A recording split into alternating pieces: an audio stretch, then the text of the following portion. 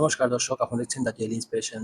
আমেরিকার ডোনাল্ড ট্রাম্পের এই নীতিতে সাধারণ মানুষ কি ভাবছে আমেরিকার? যদি আমরা এই ভিডিওটাকে লক্ষ্য করি তাহলে বুঝতে পারবেন আমেরিকার সাধারণ নাগরিকও বুঝতে পারছে সমস্ত জিনিসে কিন্তু মূল্য কিন্তু বৃদ্ধি পাবে, আর সেই বৃদ্ধির মূল্য কিন্তু আমেরিকার জনসাধারণকেই তা দিতে হবে।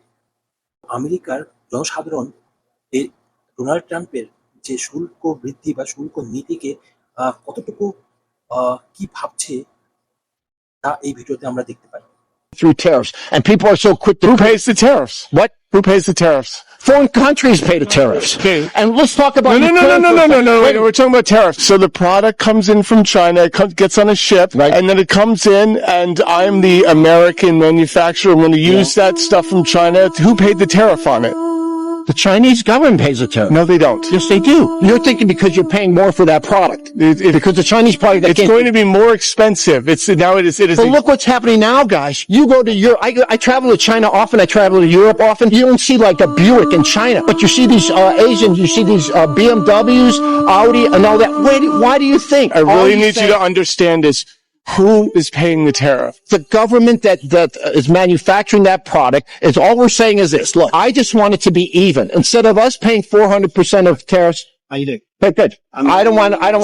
I want to say, I'm an importer and exporter. Yeah. For 20 years. Okay.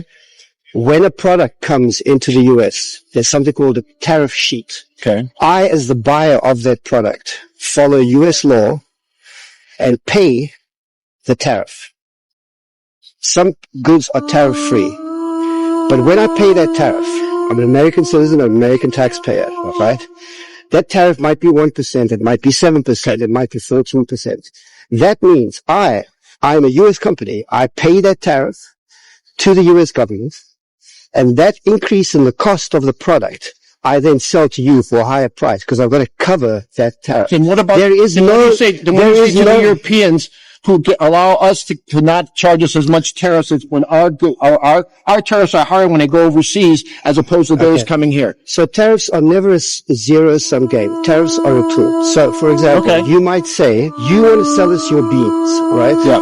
We are going to give you a low tariff if you buy our corn, right? But the cost of the tariff is ultimately always borne by the consumer. The end consumer always pays the tariff. But then don't you think at the end of the day they might have maybe more competition within the market of the U.S. government? It's not only now there's not the cheap Chinese product coming in, but you also now have the American manufacturer. You're confusing the question. This is not a question of competition. The point we're discussing is who bears the cost of the tariff. Okay. I couldn't tell you if it's good policy for the U.S. government to tax beans and for the Chinese government to tariff corn. I don't know if there's any you can't compare those. That's beyond my expertise. But what I can absolutely assure you on my eyes is that a product that comes into the U.S. is paid for by a U.S. company, and the increased cost of that is borne by all of us. I can't. That has never. I can't count. I am an importer and exporter. I do it for a living. Okay. I have a tariff sheet that's bigger than 500 Bibles. Then what's the alternative? At that one point in our